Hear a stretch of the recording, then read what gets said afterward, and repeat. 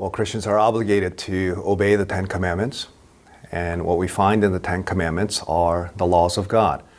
And what we find in Jesus' interpretation in the Sermon on the Mount is that the standards of the law are much higher than we had assumed.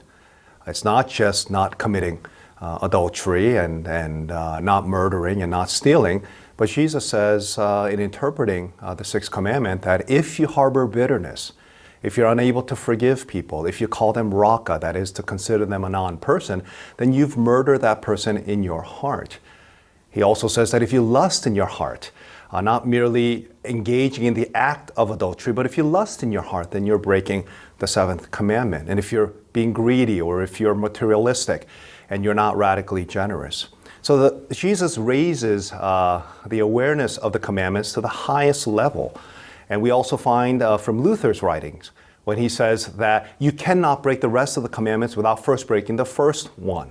And that is that you are looking at other things as your ultimate value and your God, besides God himself. And he also said that when there is a negative prohibition in the Ten Commandments, that a positive implication is assumed. Therefore, that if you it says that you ought not to murder, it also means that you ought to radically love others, even neighbors and enemies.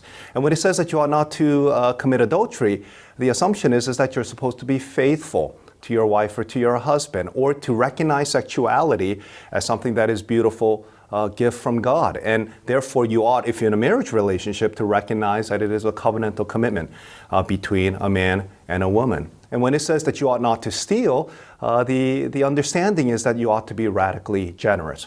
So this is the responsibility that a Christian has in responding to the Ten Commandments. But the problem here is that we're unable to obey them perfectly. So how are we going to resolve that tension? Well, Jesus Christ, who is the second Adam, who is the true Israel, who is that individual, divine corporate head and representative, who has come to fulfill the obligations of the law perfectly in himself, that obedience and righteousness now gets imputed into our lives, and therefore giving us the ability to be able to obey the obligations and the demands of the law. Even when we don't obey them perfectly, we know that we are not going to be crushed by the law, and we will have confidence in the desire to obey the law of God because we know that Jesus Christ has fulfilled those requirements perfectly for us, and therefore that we can do it without fear, that we will not receive the favor from God through our disobedience or lack of obeying perfectly, but we know that Jesus Christ has accomplished all these things,